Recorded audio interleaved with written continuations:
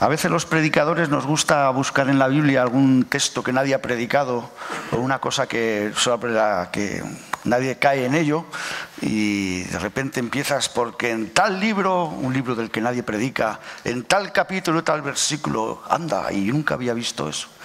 Bueno, hoy no es así. Voy a predicar de un texto que todos conocéis, que todo el mundo conoce y sobre el que se predica muy poco. Y vamos a empezar viendo un vídeo que aquí me van a pasar rápidamente.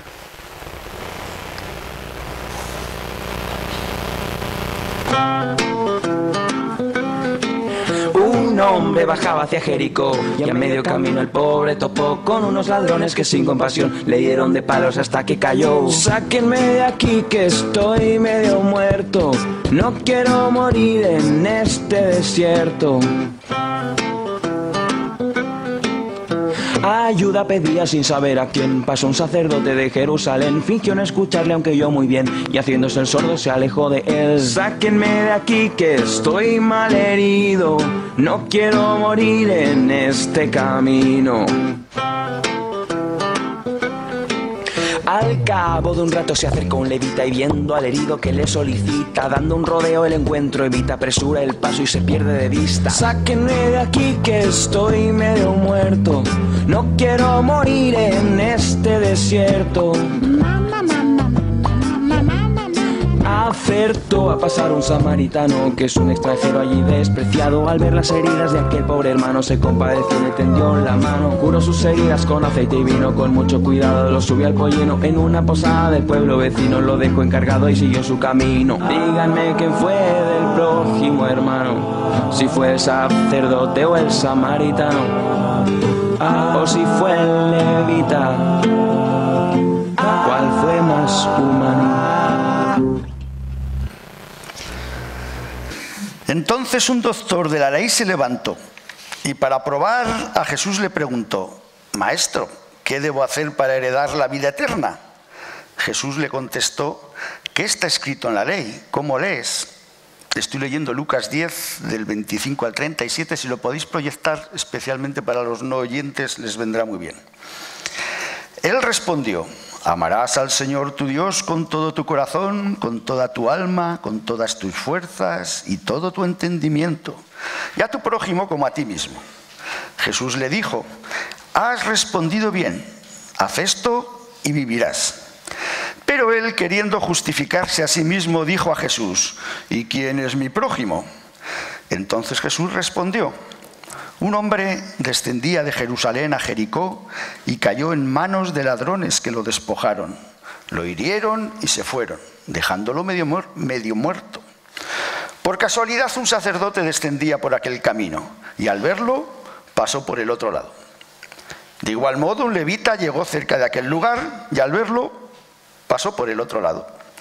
Pero un samaritano que iba de camino se acercó a él y al verlo se compadeció de él. Se acercó, vendó sus heridas, les echó aceite y vino y poniéndolo sobre su cabalgadura lo llevó al mesón y lo cuidó. Al partir el siguiente día sacó 2 denarios, los dio al mesonero y le dijo: cuídalo y todo lo que gastes de más te lo pagaré cuando vuelva. ¿Cuál de estos 3 te parece que fue un prójimo para el que cayó en manos de ladrones? El doctor de la ley respondió: el que tuvo misericordia de él. Entonces Jesús le dijo: ve y haz tú lo mismo. Qué interesante. La semana pasada en la clase de inglés había un ejercicio. Un periodista se disfrazó de turista y probó a ver cómo le trataban en diferentes ciudades. Fue a Roma y allí, en una parte muy turística, hizo como que tropezaba y se caía. Rápidamente vinieron varios a ayudarle. ¿Le pasa algo? ¿Está usted bien? Y tal. Le recogieron los trastos. Luego hizo lo mismo en París. Se tiró al suelo en los Campos Elíseos. Pasaron 30 segundos y por fin alguien se acercó. ¿Le pasa a usted algo? Era un escocés. Finalmente fue a Londres. Según bajaba al metro, hizo como que tropezaba en la escalera y se caía y quedó allí tumbado. El que iba detrás le dijo: ¿por qué no miras por dónde andas? Y se largó y nadie más se ocupó de él. La teoría era que las ciudades se vuelven cada vez más inhumanas y impersonales, y cosas que en otro momento nos hubieran dado, especialmente en una gran ciudad y en nuestro tiempo, es posible que caigas y que nadie te ayude. Bueno, vamos a desarrollar un poco el texto. Dice que un intérprete de la ley, que es un hombre versado en la ley de Moisés y en la tradición judía, estaría sentado entre los oyentes, se puso en pie para poder hacer esta pregunta, y se nos dice también que no era una pregunta limpia, sino que estaba interesadamente tratando de probar a Jesús. Seguramente sería una de esas preguntas en boga en los círculos judíos de aquel tiempo. ¿Y qué hay que hacer exactamente para heredar la vida eterna? Y bueno, vamos a liar a Jesús, porque sabemos que los maestros de la ley no estaban muy de acuerdo por cómo Jesús usaba la ley.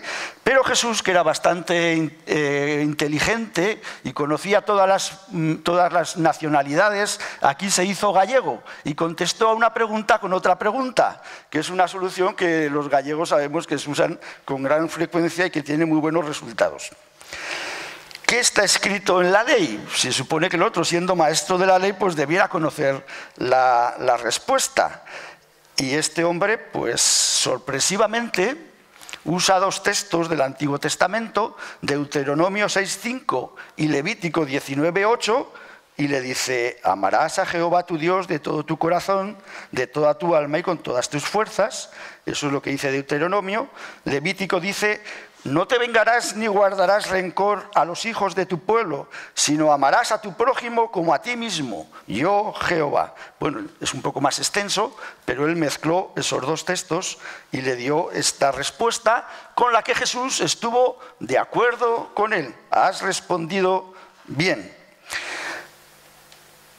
Nadie estaba acusando al maestro de la ley ni diciéndole ni una cuestión de fondo, pero da la impresión que en su fuero interno algo le despertó aquello de que, bueno, pues tengo que amar a Dios sobre todas las cosas y al prójimo como a mí mismo. Pero entonces se le ocurrió: ay, pero es que en el círculo de discusiones esta semana pasada salió otra pregunta muy interesante. ¿Y quién es mi prójimo? Porque este es el quid de la cuestión, ¿no? Depende de quién sea mi prójimo, esto supone una cosa o supone otra.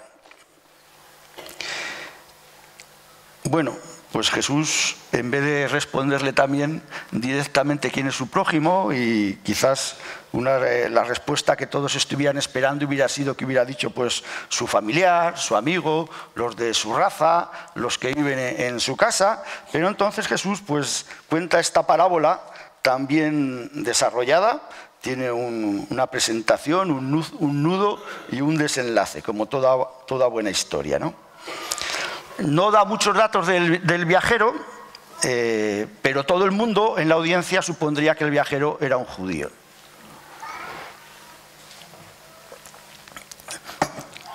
Este hombre que va de Jerusalén a Jericó va cuesta abajo, porque Jerusalén está casi, he leído que está casi 1000 metros más alto que Jericó, y en una distancia de unos 27 kilómetros pues tienes que ir descendiendo hasta que llegas a Jericó, que está mucho más bajito.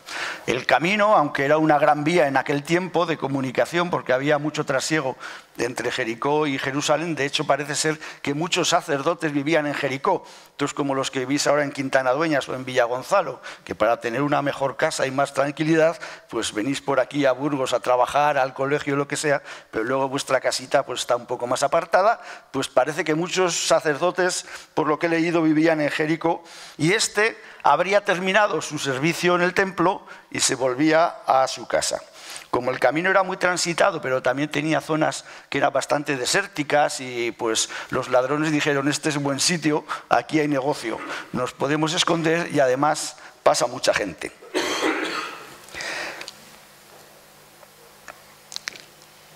Sobre el viajero, algunos comentaristas dicen que en realidad este hombre pues era un poco irresponsable, porque a nadie en su sano juicio iría por ese camino solo, especialmente si eres un mercader y llevas muchas mercancías o cosas de valor. Así que se supone que el viajero, sin saber por qué, no da ningún detalle Jesús, si por una urgencia o por qué se aventuró solo por aquel camino, pero también había más gente que iba sola por el camino. De hecho, pues pasa el sacerdote.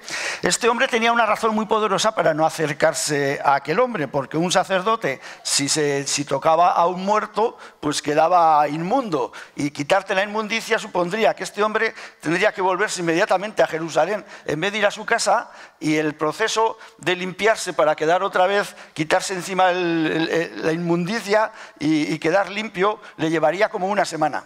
Aparte de eso, conseguir una novilla, llevarla al templo, matarla, había un gasto económico y un perjuicio para él, para su familia y para todo eso. Yo supongo que este hombre estaba acostumbrado a que si veía a alguien caído en el suelo y pudiera estar muerto, se iba cuanto más lejos mejor. Y tenía una buena razón. Su trabajo y la ley le apoyaba.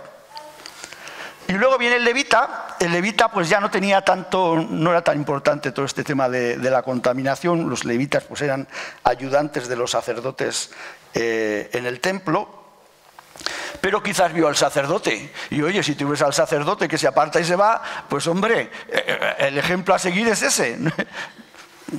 Tampoco sabemos mucho más, pero bueno, pues el hombre, digo, si el sacerdote no lo hace, pues tampoco lo voy a hacer yo.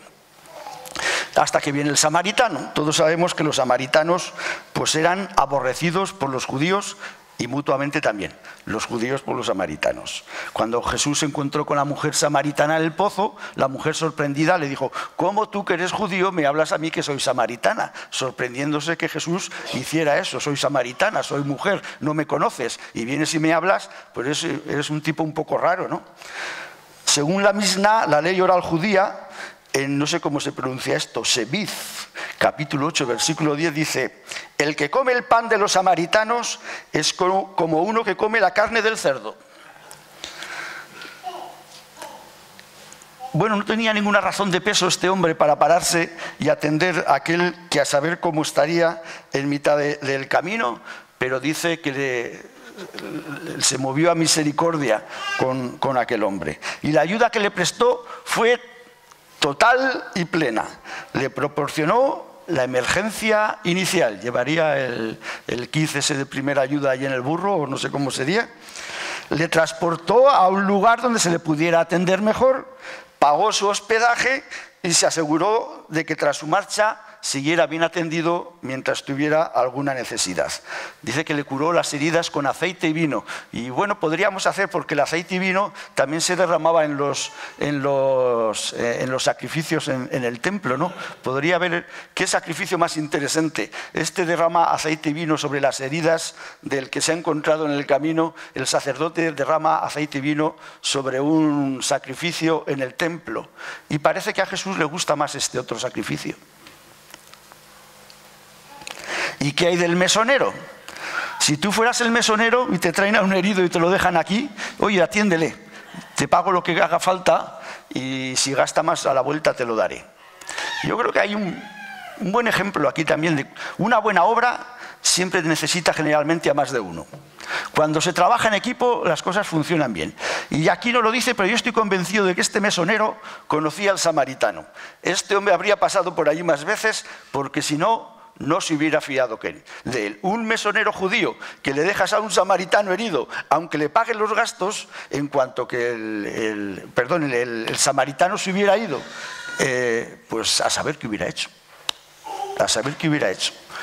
Este samaritano se había hospedado allí más veces, el mesonero lo conocía y dijo: este hombre es de fiar, aunque me deje aquí a alguien medio muerto, voy a hacer lo que me ha dicho, porque además sé que es un hombre de palabra y que si me gasto más de lo que me ha dado, pues cuando vuelva, pues me lo pagará. Así que la buena obra se completa con encontrar a otro buen judío que no tiene problema en entrar al trapo.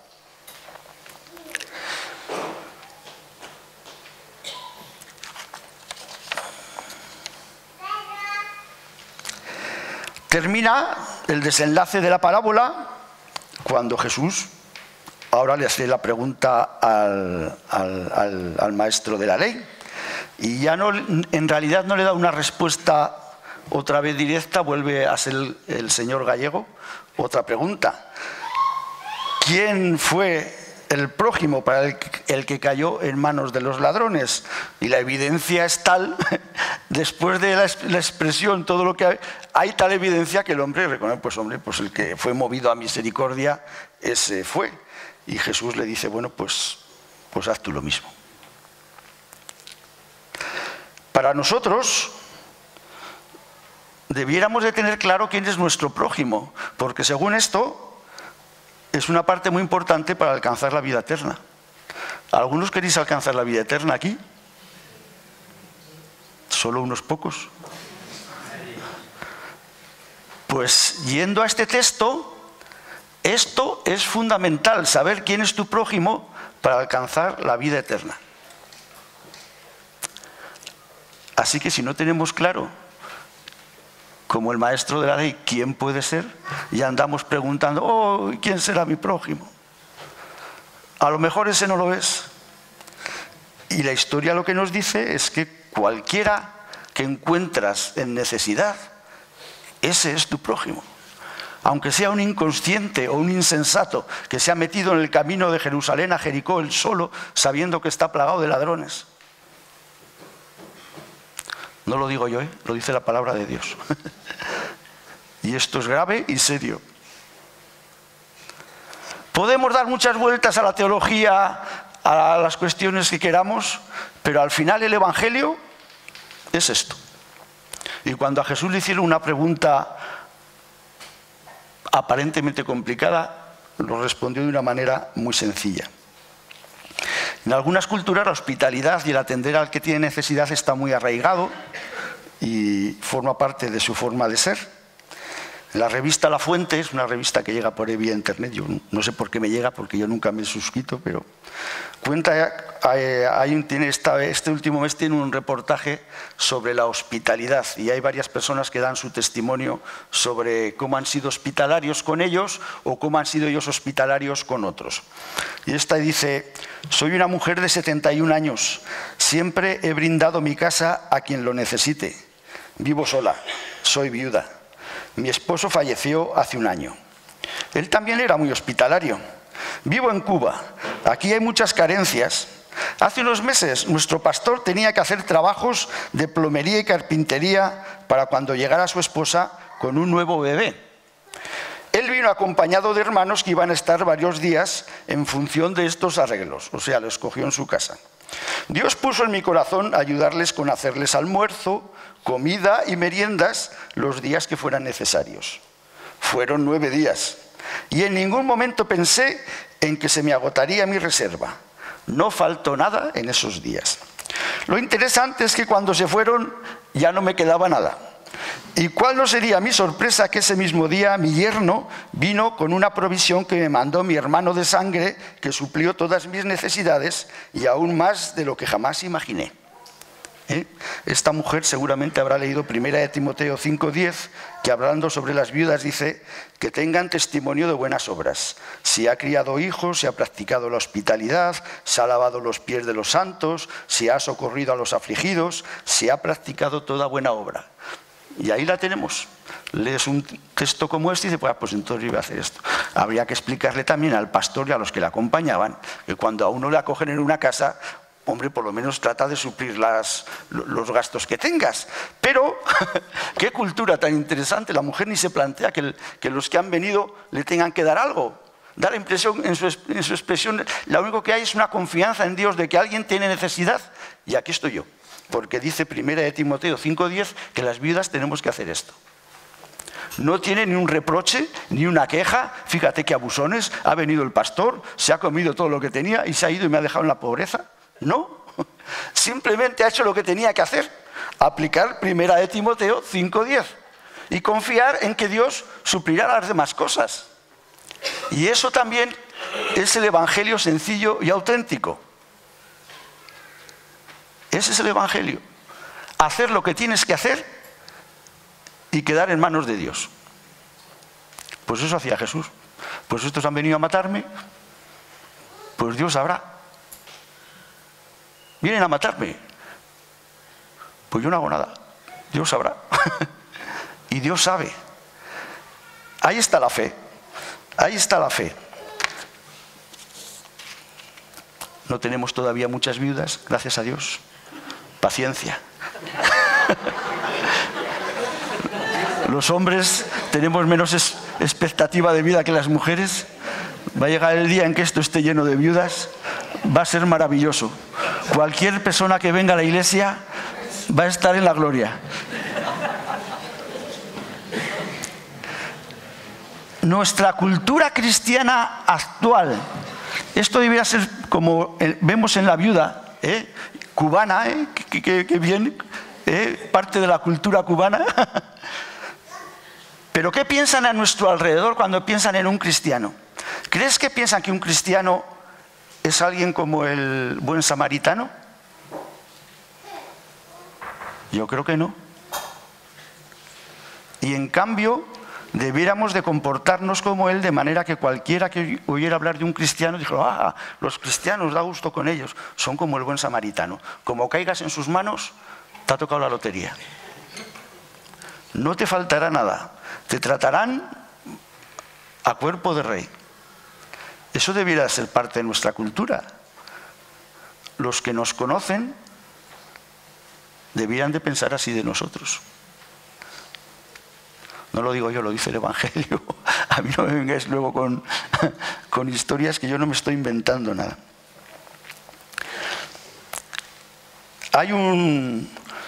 He encontrado un reglamento que daban a los soldados británicos cuando llegaron a Alemania al final de la Segunda Guerra Mundial. Y le decía el tratado: ¿qué debes evitar? Esto era para los soldados británicos que iban a Alemania después de haber vencido a los alemanes. No vendas ni regales tu comida o tu equipo. No te pongas sentimental. Si las cosas son duras para los alemanes, es por su culpa. Les han puesto las cosas mucho más difíciles a la gente inocente de los países que han ocupado. No creas el relato que hacen los alemanes de los acontecimientos acaecidos en la guerra o los eventos que la propiciaron. Los alemanes han sacado esas ideas de la falsa propaganda. No te creas las historias sobre la mala suerte política. No te creas los cuentos contra nuestros aliados o los dominios. Eso no sé lo que es. El objetivo es generar tensiones entre nosotros. No dejes que te confundan parecidos superficiales entre alemanes y nosotros.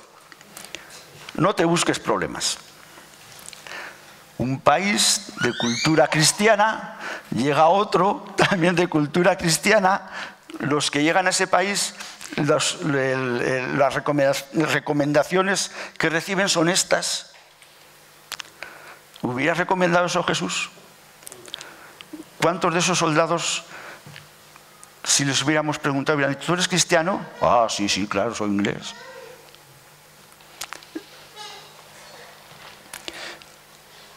Con el relato del buen samaritano, cada uno de nosotros debe convertirse en prójimo de toda persona que se encuentra, sea de una etnia o de otra, sea de un color o de otro, sea de tu agrado o no lo sea. Otro de las personas que participa en la encuesta de la revista Las Palabras dice: fue gracias a la hospitalidad que recibí, que regresé y me volví a congregar en una iglesia. Pienso que se deberían preparar más personas para realizar esta tarea de acogida tan importante. Aquí una persona que se había alejado del Señor, de la iglesia, de repente por alguna razón ha vuelto y dice: fue tal la hospitalidad que recibí que he vuelto a congregarme. Desde luego, si ponemos en marcha las normas que dieron a los británicos con los alemanes, difícil sería. ¿Qué cultura vamos a utilizar para nuestra vida cotidiana? La cultura de nuestro tiempo, donde con el individualismo, el relativismo, no sé, el que todo puede ser cuestionado, o la sencillez del Evangelio que nos cuenta Jesús. Es muy importante eso, porque en gran parte el que participemos de la vida eterna depende de que lo entendamos y lo practiquemos.